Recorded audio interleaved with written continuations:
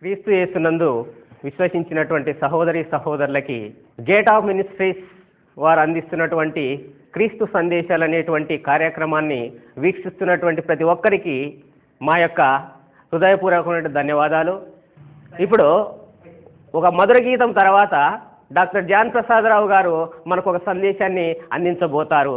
దయచేసి అందరూ వీక్షించాలని కోరుచున్నాం.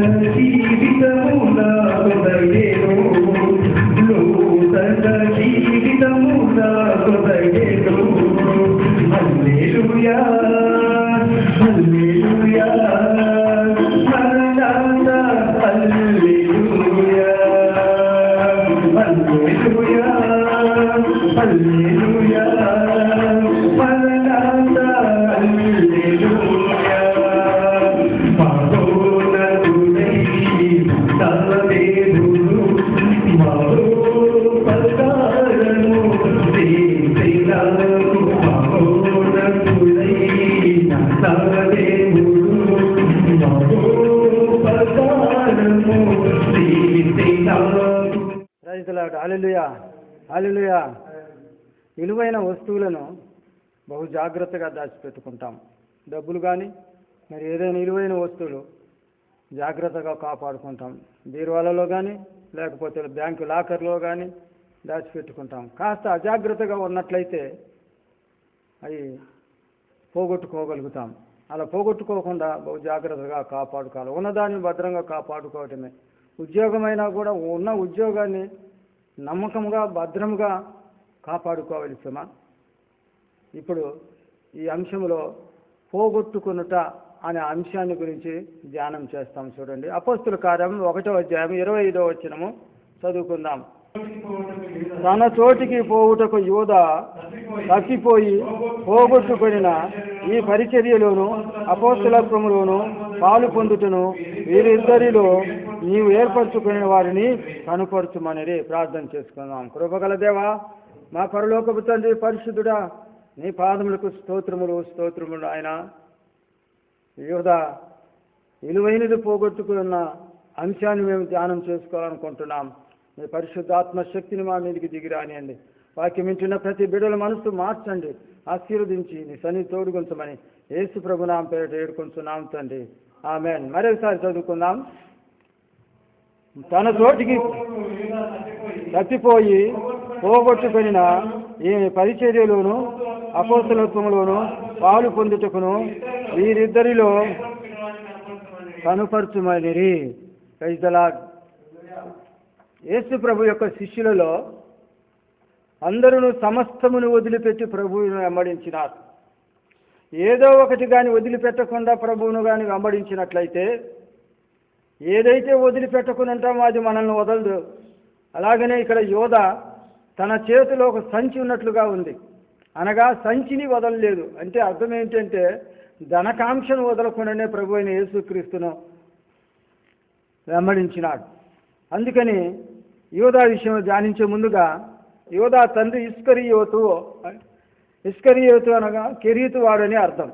యోధా అనగా స్తుతి అని అర్థం. సమస్తమును వదిలిపెట్టి వచ్చిన తనలో ఉన్న ధనకాంక్షను మాత్రము వదిలిపెట్టలేదు సుమా. ఆయన దగ్గర ఒక సంచి ఉన్నట్లుగా యోహాను సువార్త 13:29 వచనంలో ఉంది. అవసరం లేదు కాబట్టి ప్రభు అయిన యేసుక్రీస్తుని వెంబడించినట్టే ఉన్నాడు. కానీ ఆఖరుకు ప్రభు అయిన యేసుక్రీస్తుని అమ్ముకోవటానికి వెనుకం చేయలేదు సుమా. ప్రధాన యాజకుల యొద్దకు వెళ్ళి ప్రభు అయిన యేసుక్రీస్తును పట్టిస్తే నాకేమి ఇస్తారని అడిగినాడు. కేవలం 30 వెండి నాణ్యాలకు ప్రభు అయిన యేసుక్రీస్తును అమ్ముకున్నట్లుగా కనపడుతుంది సుమా.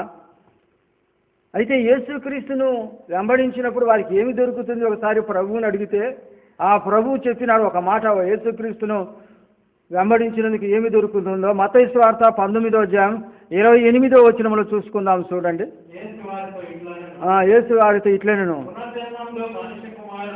పునర్జన్మందు మనుష్య కుమారుడు తన మహిమగల సింహాసనం మీద ఆసీనుడై ఉండినప్పుడు నన్ను వెంబడించిన మీరును 12 సింహాసనాల మీద ఆసీనుడై ఇశ్రాయేలీయులు 12 గోత్రముల వారికి తీర్పు తీర్చుదురు. Praise the Lord. హల్లెలూయా. ఎంత కృప చూడండి. ప్రభు అయిన యేసుక్రీస్తుని వెంబడించిన వారికి ప్రపంచ పునర్జన్మందు యేసుక్రీస్తు వచ్చినప్పుడు ఆ ప్రభు అయిన యేసు క్రీస్తు తన మహిమగల సింహాసనం మీద కూర్చున్నప్పుడు ఆయన కుడిపార్శ్వాన కూర్చొని 12 మంది 12 సింహాసనాల మీద కూర్చొని 12 గోత్రాలకు తీర్పు తీర్చే గొప్ప కృపను ప్రభు ఇచ్చినాడు. అయినా ఇక్కడ బాగా గమనించినట్ల యూదా కేవలం 30 వెండి నాణ్యాల కొరకై ఏం పోగొట్టుకున్నాడు? అన్నిటికంటే మొట్టమొదట అపోస్తులత్వాన్ని పోగొట్టుకున్నాడు. తన ఉన్న చోటును పోగొట్టుకున్నాడు. ప్రభు అయిన యేసు క్రీస్తు దగ్గర 12 మంది అపోస్తులలో 12వ వాడు 12వ సింహాసనం మీద కూర్చొని 12 గోత్రాల వారికి తీర్పు తీర్చే గొప్ప అధికారాన్ని పోగొట్టుకున్నాడు.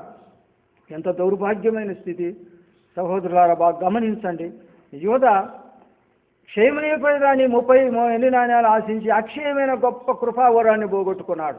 అపోస్తులత్వాన్ని పోగొట్టుకున్నాడు. ఆ తర్వాత 12 సింహాసనం మీద కూర్చొని 12 గోత్రాలకు తీర్పు తీర్చే గొప్ప కృపను పోగొట్టుకున్నాడు. ఎంత దౌర్భాగ్యమైన స్థితిలో చూడండి. ఆఖరికి తనకు మిగిలింది ఏదో చూసుకుందాం. చూడు, అక్కడనే 1వ అధ్యాయం అపోస్తుల కార్యము 19వ వచనం చూడండి. ఈ సంగతి ఎరిచింది వారందరికీ తెలియవచ్చును కనుక వారి భాషలో ఆ పొలము అచల్యమానబడి ఉన్నది, దానికి రక్తభూమి అని అర్థము. చాలు. ఆఖరికి ఏదైతే సంపాదించాలనుకున్నాడో ఆఖరికి అది కూడా లేకుండా పోయి ఆఖరికి ఏం సంపాదించుకున్నాడంటే అకెల్దం అనగా రక్తభూమి. ఎంత దౌర్భాగ్యమైన స్థితి. తాను తన చేతులారు ఉరి వేసుకుంటూ పైన కిందపడి ప్రేవులు బయటకు వచ్చినాయి. అదంతా కూడా రక్తం అయిపోయింది. ఆ డబ్బును తీసుకుపోయి ఆఖరుకు ఏం చేసినారు? పొలమును కొన్నారు. కుమ్మరివాని పొలమును కొన్నారు. దానిని రక్త పొల భూమి అన్నారు. అకెల్దామా అన్నారు. అనగా రక్తభూమి అని అర్థం. తనకు మిగిలింది ఎన్నో సంపాదించాలనుకున్నాడు. 30 వెండి నాణ్యాలు సంపాదించాలనుకున్నాడు. కానీ ఆఖరికి అకెల్దమా దొరికింది, అనగా రక్తభూమి దొరికింది. దేవుని బిడ్డలారా, దేవుడిచ్చిన గొప్ప కృపావరాన్ని యూదా పోగొట్టుకున్నాడు. అలాంటి కృపను పోగొట్టుకున్న వారిలో కూడా కొంతమందిని కూడా ధ్యానం చేసుకుందాం. చూడండి, ఆదికాండం 3వ అధ్యాయము 23-24 వచనములో చూసుకుందాం. ఏ నేల నుండి తీయబడినో సేద్యపరచుటకు పంపివేసిను. చాలు. ఇక్కడ బాగా గమనించండి. దేవుడు తన చేతులారా ఆదామును చేసుకున్నాడు. సర్వ సృష్టిని మాటతో చేసినాడు. కానీ తన పోలిక చొప్పున తన స్వరూపమందు మట్టితో బొమ్మను చేసి తన జీవవాయువును ఊది జీవించే ఆత్మగా ప్రభు నిర్మించుకున్నాడు ఆదామును. ఆదామనగా ఎర్రనివాడు అని అర్థం, లేక నిర్మింపబడిన వాడు అని అర్థం, లేక పురుషుడని కూడా అనబడతారు. దేవదూతల కంటే కొంచెం తక్కువనిగా చేసినారు. దేవుని కంటే కొంచెం తక్కువనిగా చేసినారు. కీర్తన 8:5-8 ఉంది, చదవనవసరం లేదు. సమస్త భూమి ఆకాశముల అన్నిటి మీద, భూమిలో సంచరించే ప్రతి వాటి మీద ఆ మానవునికి అధికారం ఇచ్చినాడు. వాని పాదముల కింద ఉంచిన అధికారం. ఎంత చూడండి, గొప్ప జీవ కలిగిన ప్రతి జీవరాశులన్నీ కూడా ఆదాము పాదాల కింద ఉంచినట్లుగా చూస్తున్నాం. సుమ అన్ని ఇచ్చినాడు. ఏదైనా తోటలో పెట్టినాడు వారిని. చల్లపూట దేవుడు వచ్చి దేవుని యొక్క సహవాసం కలిగి ఆదాము అవ్వలను అన్ని విధాలుగా చూస్తుండేవాడు. ఆదాము ఒంటరిగా ఉండటం మంచిది కాదని పక్కటెముకను తీసి ఒక స్త్రీగా చేసి అవ్వని పేరు పెట్టి వారి ఇద్దరిని దీవించినాడు. ఎంత గొప్ప ఆశీర్వాదం. మానవుడు ఒంటరిగా ఉండటం మంచిది కాదు అనుకొని దేవుడు ఆ పని చేసినాడు. అనగా మానవుని యొక్క అవసరతను కూడా దేవుడు ఎరిగినాడు. అవసరతను ఎరిగి తోడుగా సహకారిగా ఇచ్చినాడు. ఇచ్చి ఏదైనా తోటలో పెట్టి సమస్తమును తినమన్నాడు. కానీ మధ్యలో మంచి చెడ్డలు తెలివినిచ్చి వృక్ష ఫలములు తినకూడదన్నాడు. మానవుని యొక్క సహజ గుణం ఏదైతే వద్దంటాడో అదే కావాలనే సహజ గుణం. ఇక్కడ ఆదాముని తినవద్దన్న పండుని ఆఖరుకు టైం లేదు వర్ణించడానికి, ఆఖరుకు అవ్వ ఇచ్చిన పండును తిన్నాడు. ఇక్కడ బాగా గమనించండి. దేవుడు వచ్చి అడిగినాడు, ఆదామా ఈ పండును తిన్నావంటే నీవు నాకు ఇచ్చిన స్త్రీయగా నేను తింటిని అంటాడు. అంటే ఇక్కడ అర్థం ఏంటిది? నీవు ఆ స్త్రీని ఇవ్వకపోతే నేను తినుండేవాడిని కాదని అర్థం. కాబట్టి దేవుని బిడ్డలారా, ఇక్కడ బాగా గమనించండి. ఆదాము దేవుని యొక్క సహవాసాన్ని పోగొట్టుకున్నాడు. దేవుని యొక్క సన్నిధి అనగా ఏదేను భూమి, అనగా ఏదేను తోట, అనగా దేవుని యొక్క ఆ కృపతో దొరికిన భూలోక పరదేశి అని అర్థం. అలాంటి కృపను పోగొట్టుకున్నాడు. పరదేశి, భూలోక పరదేశి నుంచి బయటికి తోయబడ్డాడు. ఎంత దౌర్భాగ్యమైన స్థితి చూడండి. ఏదేని తోట నుంచి బయటికి వెళ్ళాడు. ఆఖరికి ఏం పోగొట్టుకున్నాడు? దేవుని మహిమ వస్త్రాన్ని పోగొట్టుకున్నాడు. దేవుని సహవాసాన్ని పోగొట్టుకున్నాడు. దేవుని తోట, ఆయన ఏదేను తోటను భూలోక పరదేశం అని దాన్ని పోగొట్టుకున్నాడు. దేవుని బిడ్డలారా, దేవుడిచ్చిన కృపావరాన్ని ఆదాము పోగొట్టుకున్నాడు. సర్వము అని పాదాల కింద ఉంచినాడు. అలాంటి సర్వ అధికారాన్ని మానవునికి ఇస్తే కేవలం ఒక స్త్రీ మాట విని దేవుని మాటను ధిక్కరించి సంపాదించుకున్నది ఏంటిదంటే మరణము, దుఃఖము, ఆయాసము, ముళ్ళ పొదలు, గచ్చ పొదలు, ఎలాంటిదో చూడండి. శాపాన్ని సంపాదించుకున్నాడు. ఏడుపులు, గడబొబ్బలు, ఎలాంటి స్థితిలో చూడండి. దేవుని బిడ్డలారా బాగా గమనించండి. దేవునిచ్చిన కృపను పోగొట్టుకున్నాడు ఆదాము. ఏదైనా తోటను పోగొట్టుకున్నాడు.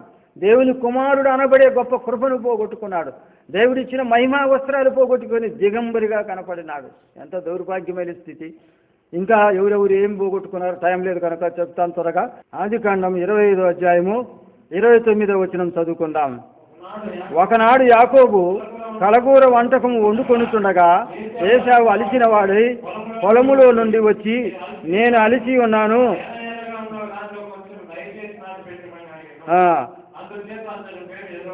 32వ వచనం చదువుకున్నాం. నేను చావబోతున్నాను కదా, జ్యేష్ఠత్వం నాకెందుకని. బాగా గమనించండి. ఇక్కడ ఏశావు విషయంలో గమనిస్తాము. యాకోబు పుట్టుకతోనే అన్న మెడమును పట్టుకొని బయటికి వచ్చిన వాడు. అన్న మెడమును పట్టుకున్న వాని యొక్క బుద్ధి ఎలాంటిదంటే అన్న కంటే ముందు రావాలన్న ఉద్దేశం కలిగిన వాడు కనుక ఆ బుద్ధి నిజంగా ఎంతవరకు వచ్చిందంటే అన్న జ్యేష్ఠత్వాన్ని మోసం చేత తీసుకునే స్థితికి తీసుకొచ్చినాడు ఆ బుద్ధి. అందుకనే మానవునికి ఒక బుద్ధి పుట్టుకతో వచ్చిన బుద్ధి పుడకలతో కానీ పోదని అంటారు. కాబట్టి ఇక్కడ ఏశావు జ్యేష్ఠత్వాన్ని ఏం చేసినాడంటే పొట్టకూటి కోసమై అమ్ముకున్నాడు. అదే చూడండి హెబ్రీయులకు రాసిన పత్రిక 12వ అధ్యాయము 16వ వచనంలో చూడండి. అమ్మివేసి భ్రష్టుడైనను వ్యభిచారి అయినను. గమనించండి. ప్రైజ్ లార్డ్, హల్లెలూయా.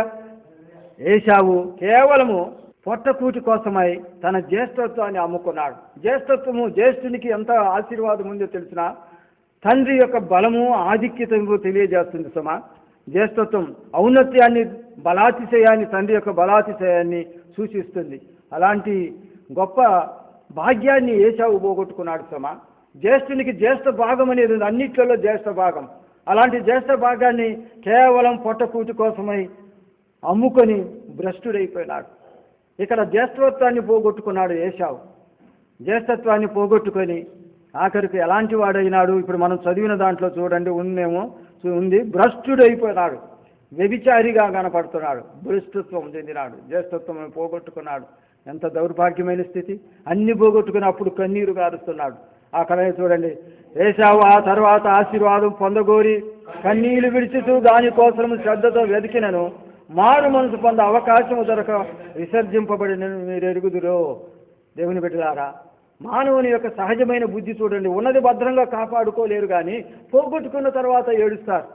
అదే యోధ యేసుక్రీస్తును అమ్మేసిన తర్వాత ఆయన పొందిన శ్రమలను చూసి అయ్యో నిరపరాధి రక్తాన్ని నేను చిందింపజేశాను నేను అప్పుడు ఏడ్చినాడు. అంత అయిపోయిన తర్వాత అలాగనే ఇక్కడ ఏశావు తన జ్యేష్ఠత్వాన్ని అమ్ముకొని భ్రష్టుడై వ్యభిచారిగా ఎంచబడి ఆఖరికి అప్పుడు కన్నీళ్లు విడుస్తున్నాడు. ఏమి లాభం? పోగొట్టుకున్న తర్వాత దొరుకుతుందా?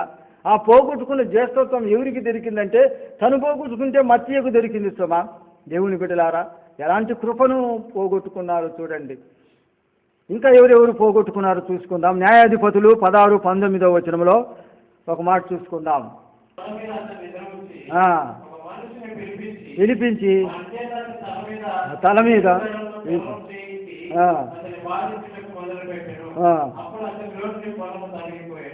అతనిలో నుండి బలము తొలగిపోయాను. సంసోను చూడండి, న్యాయాధిపతి, దేవుని చేత అభిషేకించబడిన వాడు, తల్లి గర్భం ముందే పరిశుద్ధాత్మతో అభిషేకించబడిన వాడు, మహాబలాఢ్యుడు.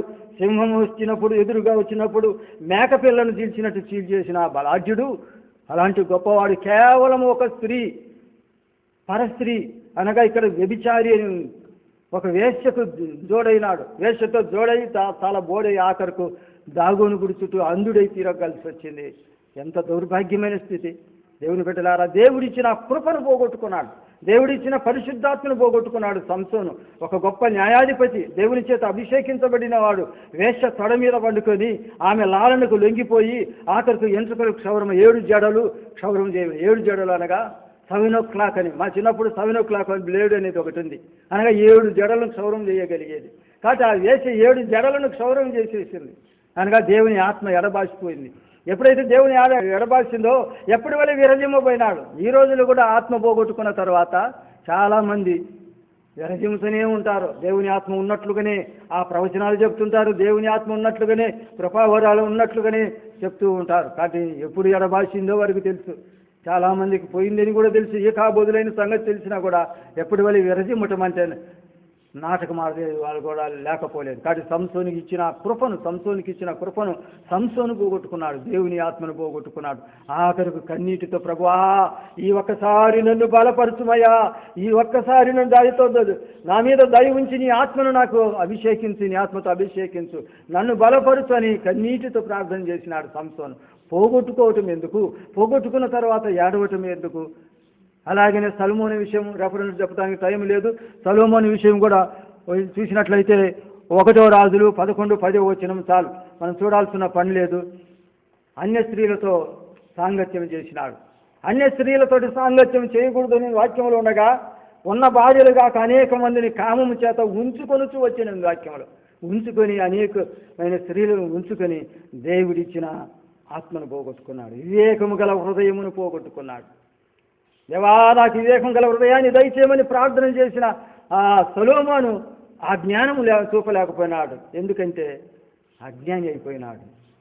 అనగా అన్య స్త్రీలు కాముకత్వముతో కాముకత్వానికి లోబడి వారిని ఉంచుకొనుచూ వచ్చి ఆఖరకు ఆ స్త్రీలు ఏం చేసినారంటే ఈయన హృదయమును తిప్పివేసిరి. ఈ రోజుల్లో స్త్రీలు హృదయాన్ని తిప్పేసి స్త్రీలు ఉన్నారు, భర్తల యొక్క హృదయాన్ని తిప్పేసే స్త్రీలు ఉన్నారు. అలాంటి స్త్రీల చేతిలో పడ్డాడు. ఇక ఆయన హృదయాన్ని తిప్పేయరా? ఏ చేతులతో దేవుని మందిరాన్ని కట్టించినాడో ఆ చేతులతో మొలకు దేవతకు బలిపీఠాన్ని కట్టించినాడంటే దేవుని ఆత్మను పోగొట్టుకున్నాడు.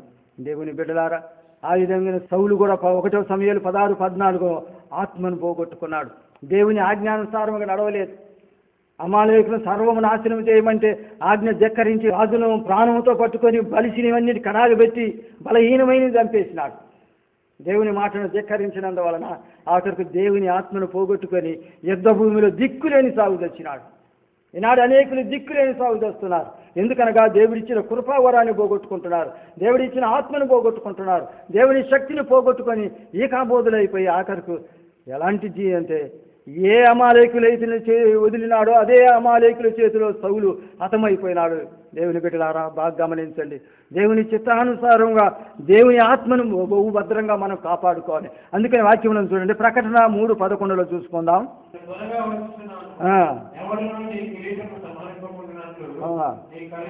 కలిగిన దానిని గట్టిగా దేవుడు ఏదైతే మనకు ఇచ్చినాడో, రక్షణ ఇచ్చినాడో ఆ రక్షణను మనం భద్రంగా కాపాడుకోవాలి. ఈ రోజుల్లో చాలామంది ఒకసారి మేము రక్షణ పొందితే రక్షణ శాశ్వతంగా ఎర్రదిగుతో పాపాలు కూడా చేస్తారు. దేవుని బిడ్డలారు బాగా గమనించండి, రక్షణ శాశ్వతమే, కానీ ఆ రక్షణను కాపాడుకోకపోతే రక్షణ పోగొట్టుకుంటావు.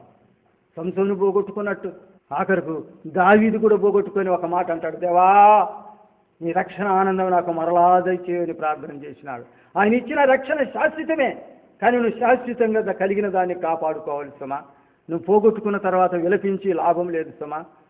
జీవన అన్ని పోగొట్టుకొని అంతా అయిపోయినాక కన్నీరు కార్చి ఏడ్చితే ఏమి లాభం? ఏశావు కన్నీరు కార్చినాడు, ఆ తర్వాత ఏడ్చినాడు. ఏ తర్వాత? అన్ని పోగొట్టుకున్న తర్వాత. పోగొట్టుకోకముందే కలిగిన దాన్ని జాగ్రత్తగా పట్టుకోవాలి సుమా. 10 నాణ్యాలు 1 నాణ్యం పోగొట్టుకున్న స్త్రీ భద్రముగా ఎతికింది సుమా. అలాగే మనం ఏది పోగొట్టుకున్నాం, ఏ ఆజ్ఞలు మనం ధిక్కరిస్తున్నాం, ఏ ఆజ్ఞలకు దూరంగా తొలగిపోయినాము అని ఒక్కసారి ఆలోచన చేసి సంసోను వలె ప్రార్థన చేయాలా. సంసోను ప్రార్థన చేసినాడు, ప్రభువా ఈ ఒక్కసారి నన్ను బలపరచుము, ఈ ఒక్కసారి నీ సన్నిధిలో నన్ను జ్ఞాపకం చేసుకోమని కన్నీరు కార్చి మనం పోగొట్టుకున్న దాన్ని తిరిగి సంపాదించుకోవాలి. సహోదరి సహోదరుడా, ఇక్కడ కూర్చున్న బిడ్డలారా, మీరు వాక్యం వింటున్న వారులారా, మీరు ఏమి పోగొట్టుకున్నారు ఒక్కసారి ఆలోచన చేయండి. ఏ కృపావరం పోగొట్టుకున్నారు? పరిశుద్ధాత్మను పోగొట్టుకుని ఈ కాబోధులైనారా? కృపావరములు పోగొట్టుకొని ఎందుకు పనికిరాని వారు అయిపోయినారా? వేషత జోడై తల బోడైనట్లుగా నీ ఆత్మను పోగొట్టుకొని ఆఖరికి నీ విశ్వాసం బోడై నీ నిరీక్షణ బోడై విలపిస్తున్నావేమో ఒక్కసారి ఆలోచన చేయి. అందుకని దావీదు చేసిన ప్రార్థన కూడా చేయి, దేవా నీ రక్షణ ఆనందము నాకు మరలా దయచేయి, నూతన ఆత్మతో నన్ను నింపు ప్రభువా. అయ్యా నీ సహవాసాన్ని పోగొట్టుకున్నాను ప్రభువా, నీ సన్నిధి పోగొట్టుకున్నాను ప్రభువా, నీ ఆజ్ఞలను పోగొట్టుకొని ధిక్కరించి ఆఖరికి నేను ఎందుకు పనికిరాని వాడిని అయినాను ప్రభువా. అని ఒక్కసారి ప్రార్థన చేయండి. విశ్వాసులారా, దేవుడిచ్చిన కృపా వారిని ఏమి పోగొట్టుకున్నారో ప్రార్థన చేయండి. ఈ విధముగా ప్రార్థన చేయండి. అందరూ కళ్ళు మూసుకొని ప్రార్థన చేయండి. ప్రభువా, నేను నీ సహవాసానికి దూరం అయిపోయినాను దేవా, నన్ను క్షమించు నాయనా. నీ సహవాసానికి నేను దూరమైన నన్ను దేవా నీ ఆత్మతో నింపు.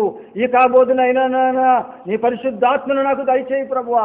నీ సన్నిధిలో నివసించుటకు నీ కృప నాకు దయచేయి ప్రభువా అని ప్రార్థన చేయండి. నీ రక్షణ ఆనందం నాకు మరలా దయచేయండి ప్రభువా. అయ్యా తండ్రి, మా పూర్వస్థితి మాకు మరలా దయచేయమని విలాప గీతములో ఇర్మియా ప్రార్థన చేసినట్లు ప్రభువా, మా పూర్వస్థితి మాకు మరలా దయచేయి. ఒకప్పుడు ప్రార్థనాపరుల్ని, ఒకప్పుడు ప్రార్థనాపరురాలను, ఒకప్పుడు నిరీక్షణ గలవాడును, ఒకప్పుడు నిరీక్షణ గలదానను, అయ్యా నీ శక్తిని కలిగిన వాడును. నీ శక్తిని పోగొట్టుకున్నాను నాయన, నీ సహవాసాన్ని పోగొట్టుకున్నాను, నీ ప్రార్థన శక్తిని పోగొట్టుకున్నాను, పరిశుద్ధతను పోగొట్టుకున్నాను దేవా. నీ శక్తిని నాకు మరలా దయచేయి. నీ ఆత్మతో అభిషేకించు ప్రభు అని కన్నీటితో ప్రార్థన చేయి. ఆ ప్రభు కృప దొరుకును ఆయన యొద్ద క్షమాపణ దొరుకు, ఆయన యొద్దన విమోచన దొరుకుతుంది కనుక ప్రార్థన చేయండి. ప్రతి ఒక్కరు ప్రభువా, నీ కృపతో నన్ను పోగొట్టుకున్న నీ ఆత్మను నాకు తిరిగి దయచేయి ప్రభు అని ప్రార్థన చేయండి. ఆ దేవుని యొక్క సన్నిధి నీకు దొరుకుతుంది. దేవుని ఆత్మతో తిరిగి నింపబడతావు. సంసోను ఏ విధముగా మరలా తిరిగి బలము పొంది తన బ్రతికిన వారి అప్పుడు చంపిన వారి కంటే ఆత్మతో నింపబడి ఆఖరికి తన ఆత్మను తిరిగి నూతన శక్తి పొందిన తర్వాత అధికముగా చంపినట్లుగా ఆ ఆత్మను నువ్వు పొందినట్లయితే బహుశక్తి గలవాడవుతావు. కనుక నీ ఆత్మతో నన్ను అభిషేకించు. నీ శక్తిని నాకు దయచేయి ప్రభువా. నీ రక్షణను పోగొట్టుకున్నాను, నీ నిరీక్షణ పోగొట్టుకున్నాను, నీ సమాధిని పోగొట్టుకున్నాను, నీ సమాధానాన్ని పోగొట్టుకున్నాను, నీ శాంతిని పోగొట్టుకున్నాను ప్రభువా. ఈ ఒక్కసారి నన్ను బలపరుచు అని ప్రార్థన చేయండి. ప్రార్థన చేసుకున్నాం. కృపగల దేవా, పరిశుద్ధుడా, నీ పాదములకు స్తోత్రములు నాయనా. యోధా నాయన అపోస్తలత్వాన్ని పోగొట్టుకున్నాడు. ఆ 12వ సింహాసనం మీద కూర్చొని 12 గోత్రాలకు తీర్పు తీర్చే గొప్ప కృపను పోగొట్టుకున్నాడు నాయన. అయ్యా సొలొమోను వివేక హృదయాన్ని పోగొట్టుకున్నాడు ప్రభువా. తండ్రి ఏశావు తండ్రి తన జ్యేష్ఠత్వాన్ని అమ్ముకొని పోగొట్టుకొని ఆఖరికి భ్రష్టుడైపోయినాడు దేవా. తండ్రి సౌలు దేవుని ఆత్మతో పోగొట్టుకున్నాడు. ఆ విధంగా తండ్రి కూర్చున్న మేము తండ్రిని సహవాసాన్ని పోగొట్టుకునేమో అని ప్రతి ఒక్కరూ ఆలోచించి ప్రతి దాన్ని ఒప్పుకునేటట్లు నీ కృప చూపండి దేవా. నీ కృప నీ సన్నిధి వారితో ఉంచండి. తిరిగి నూతన శక్తి నూతన బలంతో సాధించండి. కలిగిన దాన్ని గట్టిగా పట్టుకొని అంతం వరకు తండ్రి నిరీక్షణ గలవారై అంతం వరకు సహించిన వారై నీ రక్షణ నిలిచే కృప అనుగ్రహించి ఆశీర్వదించమని యేసు ప్రభు నామమున పేరిట వేడుకొంచున్నాము తండ్రి. ఆమేన్. మన తండ్రి అయిన దేవుని ప్రేమ, ప్రభు అయిన యేసుక్రీస్తు కృప, పరిశుద్ధాత్మ అన్యోన్య సహవాసము, తిరిగి పరిశుద్ధాత్మతో అభిషేకించబడిన వారికి, శక్తి పొందిన వారికి ఇప్పుడును ఎల్లప్పుడూ సదాకాలము తోడై ఉండుగాక. ఆమేన్. Praise the Lord. హల్లెలూయా, హల్లెలూయా.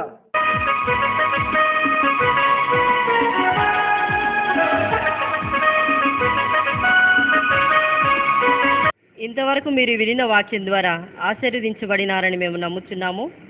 ఈ కార్యక్రమము నిరంతరం కొనసాగునట్టు ప్రార్థించగలరు. పరిశుద్ధాత్మ మిమ్మల్ని ప్రేరేపించినట్లయితే మీ యొక్క కానుకలు పంపి ప్రోత్సహించగలరు. మా చిరునామా reverend doctor John Prasada Rao Sirivella, gate of heaven ministries, Kambham 523333, Prakasam జిల్లా, ఆంధ్రప్రదేశ్.